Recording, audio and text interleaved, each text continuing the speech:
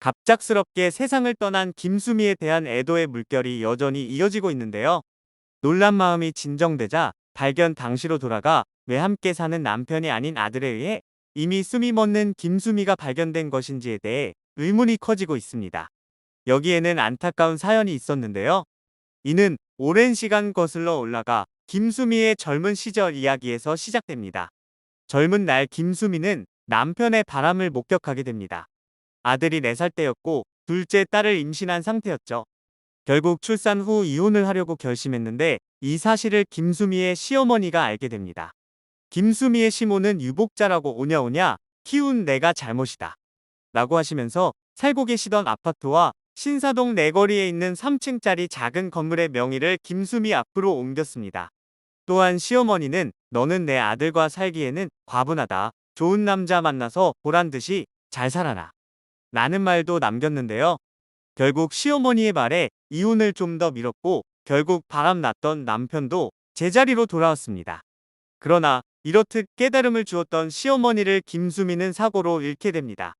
이 당시 김수미 시어머니는 주유소에 며느리의 연극 포스터를 붙인 다음에 뒤에 서 있었고 김수미 차의 운전사가 시동을 걸었는데 갑작스러운 급발진 후진으로 차에 치여 그 자리에서 목숨을 잃게 됩니다.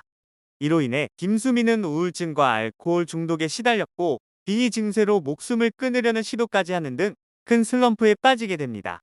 김수미는 억울하고 원통해서 술을 안 마실 수가 없었다. 집안에서 혼자 소주를 3병씩 마셨더니 의사가 목숨 잃으려고 환장했냐며 화를 내더라. 방송국에서 소주 2병을 마시고 분장실 옆 온돌방에서 잤다. 잠에서 일어나 보니 혜자 언니의 차 안인데 내가 소변을 얼마나 쌌는지 천으로 된 시트가 온통 젖어 있었다. 전원일기 녹화 날 아침에도 소주 2병을 마셨다. 나중에 눈을 떠보니 PD와 혜자 언니, 고두심이 머리맡에 앉아 있었다. 결국은 내가 깨기를 포기하고 대본을 수정해서 일용엄니를 빼고 녹화했다고 하더라 라고 당시를 회상했습니다. 심지어 김수미는 스스로 삶을 저버리려는 시도를 하기도 합니다. 무려 권총을 사용하려고 했는데요. 김수미는 전원일기 야외 촬영 녹화 때 양촌리의 파출소가 생각났지만 당시 드라마 내용상 아파서 누워있는 내가 자연스럽게 파출소로 갈 수는 없었다. 그래서 몸을 매달기로 했다. 마지막으로 혜자 언니 목소리가 듣고 싶어서 전화를 했다. 나중에 내가 먼저 가면 내 무덤가에 나팔꽃이나 뿌려달라고. 눈치 빠른 혜자 언니가 나더러 5년만 기다려 달라고 하더라. 그러면 서울 집 팔아서 시골에다 집을 짓고 고아랑 치매 노인들을 같이 보살피자고 하더라. 다음날 아침 남편이 외출할 줄 알았는데 어디선가 걸려온 전화를 받더니 나에게 코트 하나를 입혀서는 같이 외출을 했다라고 떠올렸습니다. 김 회자가 안 좋은 예감 때문에 김수미 남편에게 전화를 걸었던 것 같은데요. 김수미는 남편이 1년여 동안 나한테만 매달려 있느라 사업도 엉망진창이 되어가고 있었다. 남편이 나를 시어머니 산소에 데리고 가서는 어머니 무덤에다 얼굴을 찢으며 울부짖었다. 엄마, 수미가 미쳤다. 엄마, 우리 애들 불쌍해서 어떡해요.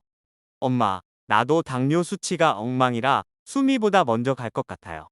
나 먼저 가면 우리 수미 불쌍해서 어떡해요, 엄마. 라고. 하지만 나는 남편이 우는 동안 남편의 저고리 안주머니에서 담배를 몰래 훔쳤다. 나중에 풀숲에 쓰러져 있던 남편이 수미야, 우리 그동안 원 없이 살았으니 같이 세상을 떠나자. 강원도에는 절벽이 많으니 거기서 가자. 다들 교통사고인 줄 알 거야. 라고 말했다. 나는 오늘만이라도 담배를 원 없이 피우게 해달라고 했고 남편은 쓰게 웃으면서 담배 한 갑을 나에게 주었다. 내가 하는 짓이 지겨웠을 법도 한데 남편은 내 얼굴을 닦아주더라 라고 했습니다. 다행히 김수미는 회복하여 이후 활동을 이어나갑니다. 하지만 남편에 대한 원망은 김수미에게 오래도록 남아있었습니다. 이는 아들에게 이어졌는데요. 김수미는 딸에 비해 아들은 나와 안 맞아도 너무 안 맞았다며 속병 끝에 심지어 점집까지 찾아가기도 했습니다.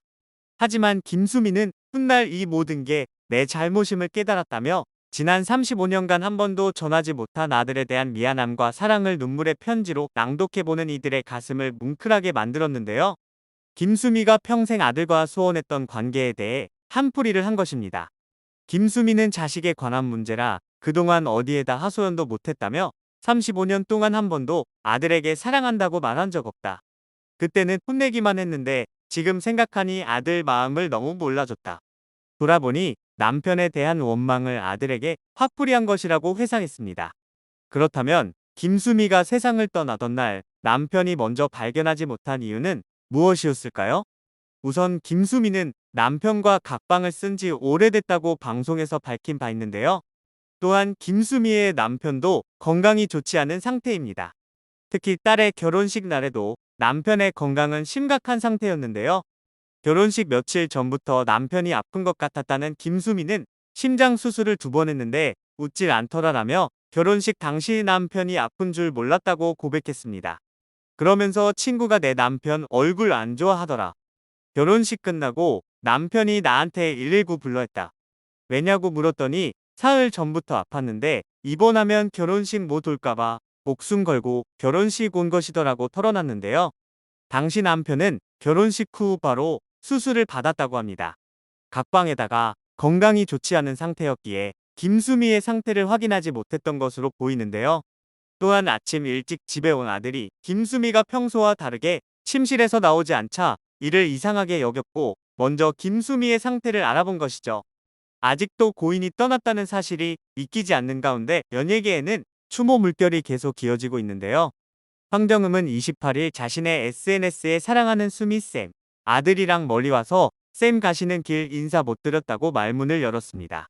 황정음은 촬영장에서 따뜻하게 대해주시던 모습, 맛있는 음식들 준비해 오셔서 감독님 모든 스태프분과 함께 오순도순 나눠 먹던 우리 소중한 추억들 예쁘게 간직하고 저도 선생님처럼 후배들에게 따뜻한 연기자 될 수 있게 노력할게요.